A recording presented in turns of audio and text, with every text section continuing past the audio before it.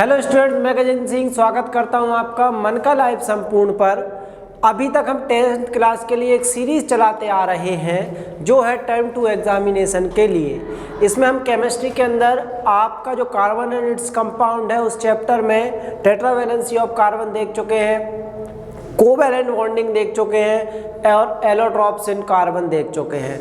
अब हमने इन चीज़ों में एक चीज़ समझी है कि कार्बन में 4 वैलेंसी होते हैं, 4 इलेक्ट्रॉन शेयर कर सकता है। दूसरी बात कि इसके कई एलोट्रॉपिक फॉर्म भी हैं, नेचर में अलग अलग तरीके से भी ये पाया जाता है। सेकंड थिंग कि ये कोवैलेंट बॉन्ड भी बहुत अच्छे से बनाता है।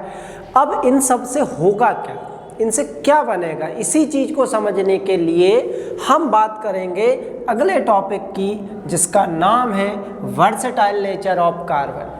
क्या है ये वर्सेटाइल नेचर और कैसे होता है, इस पे बात करते हैं। तो हमने देखा होगा कि कार्बन से बने हुए हमको चारों ओर बहुत सारे कंपाउंड मिल जाएंगे। एटलीस्ट हम खुद तक कार्बन के बने हुए हैं। आपके घर के बगल में ठीक है एक पेड़ होगा, वो भी कार्बन का बना हुआ है। आपके बगल में कोई जानवर होगा, वो भी कार्बन का बना हुआ है। एटलीस्ट आप खुद भी कार्बन के बने हुए हो। आप जो खाना खा रहे हो उसमें से अधिकतर मटेरियल आपका कार्बन का बना हुआ है।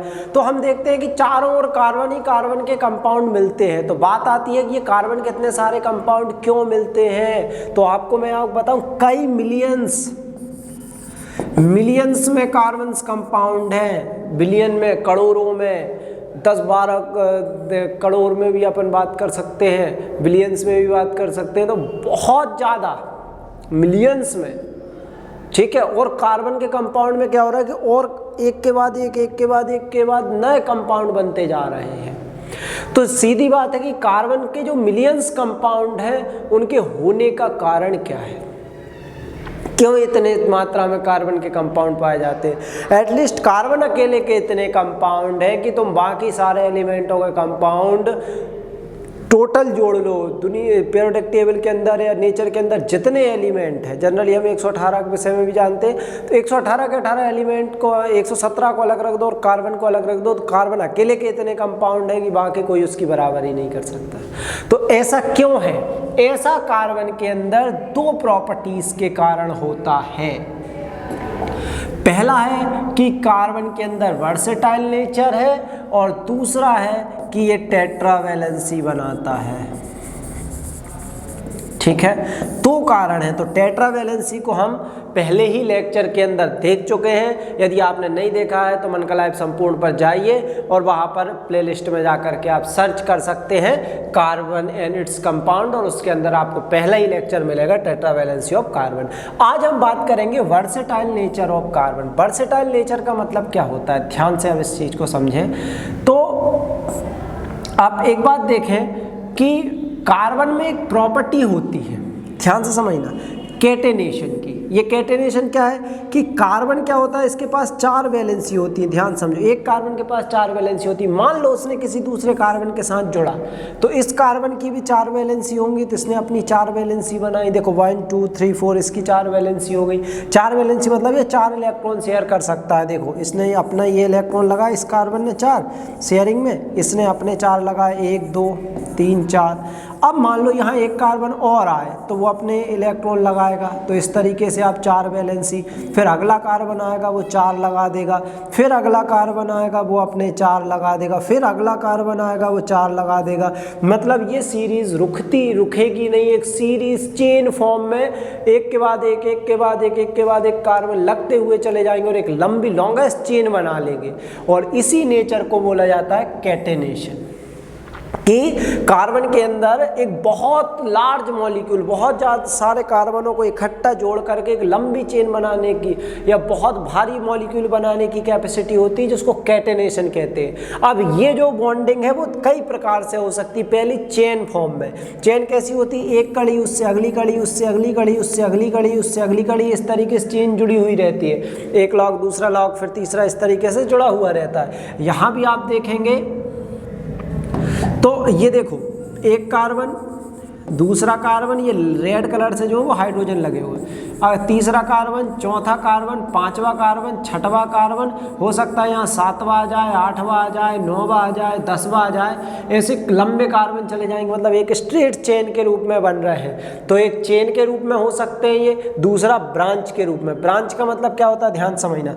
इतने की बात यदि मैं करूँगा तो आप इसको एक स्ट्रेट चेन बोलोगे कि आपने चेन के अंदर ही पूरा स्ट्रक्चर लिया है। यहाँ आप बात करो कि यहाँ और कार्बन इस तरीके से जुड़ जाए, ये मान लो एक चेन है, तो ये ब्रांच कहलाएगी। ब्रांच मतलब एक चेन है, उसमें कोई साइड से एक चेन लगा दी, मतलब एक सीधा स्ट्रेट स्ट्रक्चर आ रहा है, ऐसे सीधा एक स्ट्रेट स्ट्रक्चर आ रहा है, सीधा ये एक स्ट्रेट स्ट्रक्चर आ रहा है, तो इसको चेन बोलेंगे। लेकिन ब्रांच चेन क्या, एक कार्बन की चेन तो सीधी जा रही थी, उसमें से कहीं की दूसरी कार्बन की चेन और आकर के ऐसी जुड़ गई, ऐसे, ठीक है जी, मेरी उंगलियां देखो इस तरीके से जुड़ गई, तो इस तरीके जुड़ गई तो इसको ब्रांच बोलेंगे, ठीक है। तो एक तो चेन फॉर्म हो सकता है और एक ब्रांच फॉर्म हो सकता है।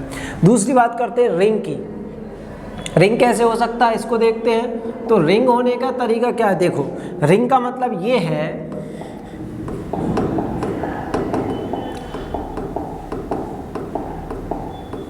हाँ, रिंग होने का मतलब ये है कि ये बहुत सारे कार्बन एक साथ जुड़ जाएं, या इसको ऐसे नहीं समझ पा रहे हैं आप तो ऐसे समझे, एक कार्बन था, उससे दूसरा कार्बन जुड़ा, तीसरा कार्बन जुड़ा, चौथा कार्बन जुड़ा, पांचवा कार्बन जुड़ गया, ये चार ही कार्बन एक दूसरे से जुड़ गए, ठीक है। एक यहाँ भी जुड़ गया मान लो, ठीक है। इस तरीके से कार्बन आपके जुड़ गए, तो आप यहाँ देखोगे तो एक क्लोज रिंग बन जाएगी। रिंग मतलब आप जहाँ से गए वहीं से घूम के आ सकते हो, चारों कार्बन को मिलाओगे तो इस तरीके से एक रिंग बन जाएगी। तो ये रिंग फॉर्म में हो सकते हैं, चेन फॉर्म में और ब्रांच फॉर्म में। ये रिंग, चेन और ब्रांच को और डिटेल से हम बात करेंगे हाइड्रोकार्बन वाले लेक्चर के अंदर। अभी हम कैटेनेशन समझ रहे हैं, मतलब कार्बन आपस में जुड़ करके एक लंबी चेन बना लेते हैं, या बहुत ज़्यादा कार्बन आपस में जुड़ जाते हैं, तो इसको आप कैटेनेशन कहते हैं। और इसी कारण से कार्बन के कंपाउंड भी ज़्यादा, क्यों, क्योंकि दो कार्बन आपस में जुड़े तो एक नया कंपाउंड बन गया, तीसरा आके जुड़ गया तो और नया बन गया, चौथा और नया, तो ये तो लाखों करोड़ों जोड़ सकते हैं कार्बन एक साथ, तो इसलिए इनके लाखों करोड़ों कंपाउंड पॉसिबल हो जाते हैं। समझ गए बात को। तो इस तरीके से इसमें स्ट्रक्चर बनते हैं और इसी प्रॉपर्टी को कैटेनेशन बोलते हैं। अब यदि हम आगे बात करें तो अब बात करते हैं कि इसका कारण क्या है, ये क्यों बना पाता है इतनी ज़्यादा चेन लंबी, कैटेनेशन क्यों शो कर पाता है। तो उस कैटेनेशन शो करने का कारण है टेट्रावैलेंसी। टेट्रावैलेंसी किससे कैसे कर पाता है मैं आपको बताता हूँ। कार्बन है, आपको पता है किससे, ये चार वैलेंसी होती है, तो चार वैलेंसी के कारण ये अलग अलग चार कार्बनों को अपने साथ एक साथ जोड़ सकता है। इसको आप थोड़ा इस तरीके से देखें, इस स्लाइड के अंदर एक कार्बन है, उसके पास चार वैलेंसी मतलब चार शेयर करने की क्षमता है, चार इलेक्ट्रॉन शेयर करने की क्षमता है। अब इस कार्बन से देखना क्या फ़ायदा मिलने वाला है आपको, 1 2 3 4। अब देखो इसने एक कार्बन ये जोड़ दिया, इसने एक कार्बन ये जोड़ दिया अपने साइड चार वैलेंसी वाला, एक ये जोड़ दिया, ब्लैक वाले को मैंने अलग कलर शो कर दिया, इसने चार अलग शो कर दिए। अब आप अगले पे जाओगे, मान लो इस कार्बन पे जाओगे तो ये कार्बन भी अपने चार जगह पे, चार कार्बन तीन जगह तो इसको एटलीस्ट मिल ही गई, हर कार्बन को अब एटलीस्ट 3 जगह मिल रही हैं जोड़ने के लिए, तो फिर ये वाला भी अगले 4 जोड़ेगा। तो टेट्रावैलेंसी के कारण ये अलग अलग 4 कार्बनों को जोड़ पा रहे हो, जिससे इनके पास वर्सेटाइल नेचर आ पा रहा है, मतलब लंबी चेन बनाने की क्षमता आ पा रही है, मतलब कैटेनेशन हो पा रहा है। आई होप आपको ये समझ आ रहा होगा। अब अपन को एक प्रश्न उठता है मन में, क्या सिर्फ कार्बन के अलावा किसी और के साथ ये बॉन्ड नहीं बना सकता? क्या चेन कार्बन के अलावा किसी और कंपाउंड के साथ, जैसे कार्बन की 4 वैलेंसी है तो ये सिर्फ क्या कार्बन को ही जोड़ के रख सकता है या किसी और को भी जोड़ करके रख सकता है? ये प्रश्न यदि हमारे मन में आता है तो हाँ, ये और भी जोड़ सकता है, जैसे कि आप इसके कुछ एग्जाम्पल देख सकते हो। ठीक है, जैसे ये हाइड्रोजन को जोड़ सकता है अपनी 4 वैलेंसी, नाइट्रोजन, सल्फर, क्लोरीन और अदर एलिमेंटों को भी ये जोड़ के रख सकता है। मतलब ज़रूरी नहीं कि इन चारों जगह पे ये कार्बन को ही जोड़े, हो सकता है ये अपनी चारों जगह पे किसी जगह पे हाइड्रोजन जोड़ ले, किसी जगह पे ऑक्सीजन जोड़ ले, किसी जगह पे क्लोरीन जोड़ ले, फ्लोरीन जोड़ ले, हेलोजन जोड़ ले, या कोई अदर एटम भी ये जोड़ के रख सकता है। मतलब ये ज़रूरी नहीं है कि इसकी 4 वैलेंसी में चारों जगह पे कार्बन हो, लेकिन कार्बन जितने ज़्यादा होंगे उतनी लंबी चेन जाएगी। हाँ, और कंपाउंड जोड़ेगा तो वहाँ से चेन को बढ़ने की क्षमता कम हो जाएगी, क्योंकि कार्बन पे यहाँ क्लोरीन जुड़ गया तो इस साइड आप चेन नहीं बढ़ा सकते, ठीक है। यहाँ अदर एटम जुड़ गया तो आप चेन नहीं बढ़ा सकते, उतना पॉसिबिलिटी नहीं है। लेकिन कार्बन यदि कहीं जुड़ा हुआ है, यहाँ मान लो कार्बन जुड़ा हुआ होता तो इधर ज़्यादा कैपेसिटी 4 इलेक्ट्रॉन बढ़ाने की, तो बस ये फ़र्क पड़ जाता है। लेकिन हाँ, ये चारों जगह ज़रूरी नहीं है कि कार्बन ही जुड़ा हो, कोई अदर एटम भी जुड़ा हो सकता है, ठीक है। और उन एटम में मेनली कौन होते हैं? आपके hydrogen, nitrogen, sulphur, chlorine, other atom, oxygen वगैरह, ये सारे के सारे आपके जुड़े रह सकते हैं, ठीक है। अब मन में एक प्रश्न आता है कि क्या ये जो टेट्रा वैलेंसी बनाने की क्षमता है ये सिर्फ कार्बन के ही पास है, ऊपर वाले ने सिर्फ कार्बन को ही दिया है, या हम भी सक्षम हैं? तो इसके लिए मैं आपको बता दूं, वैसे तो कोई और के पास ये बात क्षमता है नहीं कि इतने लंबा कैटेनेशन कर सके, कार्बन के अलावा किसी के पास ये क्षमता नहीं है। तो कुछ लोगों के मन में प्रश्न आएगा कि कार्बन के पास 4 वैलेंसी है मान लिया, लेकिन सिलिकॉन के पास भी 4 वैलेंसी होती है, ठीक है, जर्मेनियम के पास भी 4 वैलेंसी होती है, टिन के पास भी 4 वैलेंसी होती है, फिर दिक्कत क्या है? तो मैं आपको एक बात बता दूं, सिलिकॉन जो है वो बना सकता है, लेकिन इसकी क्षमता 7 से 8 सिलिकॉन जोड़ के कंपाउंड बनाने की है। 7-8 कंपाउंड सिलिकॉन जोड़ करके एक चेन बना सकता है, उससे ज़्यादा की चेन नहीं बना सकता सिलिकॉन। एक सिलिकॉन में चेन में जो 7 से 8 ही सिलिकॉन हो सकते हैं, इससे ज़्यादा जनरली स्टेबल नहीं होंगे। तो ये सिलिकॉन के साथ दिक्कत है, लेकिन कार्बन लाखों कार्बनों को भी जोड़ सकता है, स्टेबल भी हो जाएगा। ये बात आप हमेशा ध्यान रखना। इसका कारण क्या है? तो मैं आपको बात बता दूं, कार्बन कार्बन जो बॉन्ड है, इनको जोड़ने के लिए कार्बन कार्बन के बीच जो कोवेलेंट बॉन्ड है वो ज़्यादा स्ट्रॉन्ग है और स्टेबिलिटी भी लेके आ रहा है, बहुत ज़्यादा स्ट्रॉन्ग है कार्बन कार्बन के बीच का बॉन्ड। क्यों स्ट्रॉन्ग है? क्योंकि इनके इसका जो कार्बन है इसका साइज बहुत कम है, कार्बन का जो साइज है वो बहुत कम है। साइज कम होने के चक्कर में इसका क्या होता है, न्यूक्लियर का चार्ज ज़्यादा है। चार्ज है तो इलेक्ट्रॉन को पकड़े रहता है, जाने नहीं देता, और पकड़े रहता है तो इसका चेन लंबा होता चला जाता है, ठीक है। न्यूक्लियस में आपको पता है कि प्रोटॉन पे पॉजिटिव चार्ज होता है, वो पॉजिटिव चार्ज इसको खींच के रखा रहता है। छोटा साइज है तो खींच के रखना आसान है, इसलिए जाने नहीं देता। और सिलिकॉन, टिन, जर्मेनियम वगैरह, सिलिकॉन जर्मेनियम वगैरह, सॉरी टिन नहीं, सिलिकॉन जर्मेनियम वगैरह, इनके पास क्या होता है कि साइज बढ़ता जाता है तो उतने अच्छे से इलेक्ट्रॉन को पकड़ के रखना मुश्किल हो जाता है, ठीक है।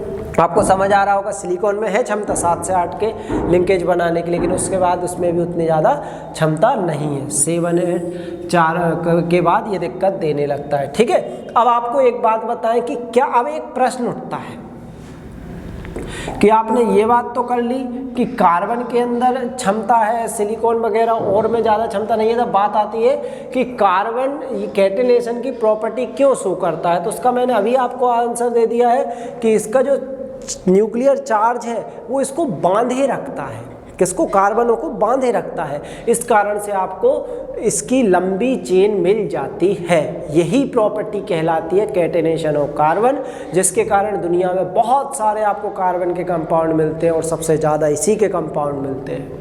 आप खुद भी, मैंने जैसे पहले बताया कि इसी कार्बन के आप खुद भी बने हुए हो, ये बात आप हमेशा ध्यान रखना। अब एक बात समझ में आती है कि कार्बन के जो कंपाउंड हैं वो सारे के सारे लिविंग ऑर्गेनिज्म हैं, ठीक है, सारे के सारे लिविंग ऑर्गेनिज्म हमको मिलते हैं। तो कार्बन के जो कंपाउंड होते हैं, ऐसे कंपाउंड जिनके अंदर मेन एलिमेंट कार्बन होता है, उन कंपाउंडों को हम कहेंगे क्या? ये पूरी प्रॉपर्टी तो कैटेनेशन हो गई।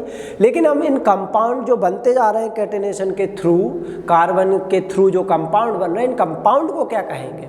इन कंपाउंड को कहा जाता है ऑर्गेनिक कंपाउंड।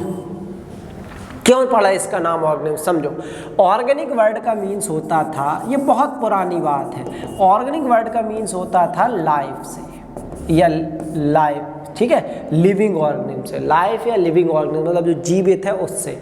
तो एक थ्योरी आई उस समय में बहुत तेज, इसलिए इनका नाम ऑर्गेनिक कंपाउंड पड़ा। उस समय एक थ्योरी आई जिसको आप बोलते थे वाइटल फोर्स थ्योरी। एक बात समझना इस बात को, ये थ्योरी बाद में गलत साबित हो गई। वाइटल फोर्स थ्योरी एक आई। वाइटल फोर्स थ्योरी का मतलब क्या था, इस बात को समझ लेना। वाइटल फोर्स थ्योरी ये कहती थी कि नेचर के अंदर जो भी ऑर्गेनिक कंपाउंड आपको प्राप्त हो रहे हैं, या तो वो लिविंग ऑर्गेनिज्म है खुद, ऑर्गेनिक कंपाउंड जितने हैं या तो वो खुद लिविंग ऑर्गेनिज्म है या वो लिविंग ऑर्गेनिज्म से प्राप्त होंगे। मतलब आप उनको बनाना भी चाहो तो वो लिविंग ऑर्गेनिज्म से ही बनेंगे, इसके अलावा नहीं मिल सकते आपको। जितने भी ऑर्गेनिक कंपाउंड हैं वो या तो खुद लिविंग होंगे या लिविंग से मिलेंगे। सब्जी है आपको पेड़ से मिलती है, वो लिविंग ऑर्गेनिज्म है, ये भी ऑर्गेनिक कंपाउंड है। तो ये बात आपको बिल्कुल वाइटल फोर्स थ्योरी ने कह दी। लेकिन आपने देखा होगा दुनिया का दस्तूर है, क्या है कि यदि कोई कह जाए कि ये बात ऐसी होगी तो लोग उसको गलत साबित करने पर लग जाते हैं। तो वाइटल फोर्स थ्योरी जो आई थी उसको गलत साबित करने में गलत साबित करने में लग गए और उनको सफलता भी मिली। उन वैज्ञानिक का नाम था होलर। उन्होंने 1828 के अंदर एक अमोनियम साइनेट, जो कि एक इनऑर्गेनिक कंपाउंड है, मतलब ऑर्गेनिक कंपाउंड भी नहीं है और लिविंग भी नहीं है, इससे यूरिया बना डाला। इससे क्या बना डाला? यूरिया बना डाला। और यूरिया बनाने से ये साबित कर दिया कि ऑर्गेनिक कंपाउंडों को लैब में बनाया जा सकता है। पहली बात साबित की। दूसरी, जरूरी नहीं कि ये लिविंग ऑर्गेनिज्म से मिले, ये बात भी साबित की। तीसरी बात कि ये भी इनने साबित किया कि ऑर्गेनिक कंपाउंड जरूरी नहीं कि यदि बनाना भी चाहो तो ऑर्गेनिक कंपाउंडों से भी बने और दूसरे इनऑर्गेनिक अदर कंपाउंडों से भी बनाए जा सकते, ये इनने साबित कर दिया। अब यदि हम इस बात को थोड़ा और आगे ले जाएं तो समझना, होलर के आने से पहले, ये मिस्टर होलर है, इनके आने से पहले, इनकी इस पूरी थ्योरी से पहले ये प्रचलन था कि भैया ऑर्गेनिक कंपाउंड आप लैब में नहीं बना सकते, उसके बाद ऑर्गेनिक कंपाउंड से ही मिलेंगे, इनऑर्गेनिक से नहीं मिलेंगे, और ये सारी बातें इनने गलत साबित कर दी। इनको इन्होंने अमोनियम साइनेट से बनाया और यूरिया बनाया। ठीक है, अब मैं आपको बता दूं यहाँ से प्रश्न किस प्रकार के आते हैं, ये बात ध्यान रखना। प्रश्न आ सकता है कि फर्स्ट ऑर्गेनिक कंपाउंड कौन सा था जो लेबोरेटरी के अंदर बनाया गया था, तो याद रखना वो कौन सा था? यूरिया। ये प्रश्न एक आ सकता है। इस प्रश्न का उत्तर ये बोर्ड्स के अंदर आपको आ सकता है कि फर्स्ट ऑर्गेनिक कंपाउंड कौन सा था, तो आपको लिखना है यूरिया। किसने बनाया था? तो किसने बनाया था? होलर ने। ठीक है, कब बनाया था? 1828 में। किस चीज़ से बनाया था? तो अमोनियम साइनेट से। ये बात ध्यान रखना। ठीक है, तो इस तरीके से हमको ऑर्गेनिक कंपाउंड प्राप्त हुए और यही हम यहाँ तक निष्कर्ष निकाले थे। ठीक है, तो अब हम इसके बाद के जो पोर्शन में अगली वीडियोस के अंदर हम मिलने वाले हैं हाइड्रोकार्बन के साथ, वहाँ मैं आपको एक ट्रिक बताऊँगा जिससे आपको ऑर्गेनिक कंपाउंड के फॉर्मूले को रटने की ज़रूरत नहीं है। हाइड्रोकार्बन के फॉर्मूले रटने की ज़रूरत नहीं पड़ेगी, आप उनको एक ट्रिक के तरीके से सॉल्व करके और पूरे फॉर्मूले खुद बना सकते हो। तो मिलेंगे हम अगली वीडियो के अंदर, तब तक के लिए धन्यवाद। बने रहिए मनकल लाइव के साथ, लाइक कीजिए और यदि आपको कोई टॉपिक पर वीडियो चाहिए तो आप कमेंट कीजिए। ठीक है, मिलते हैं। Thank you.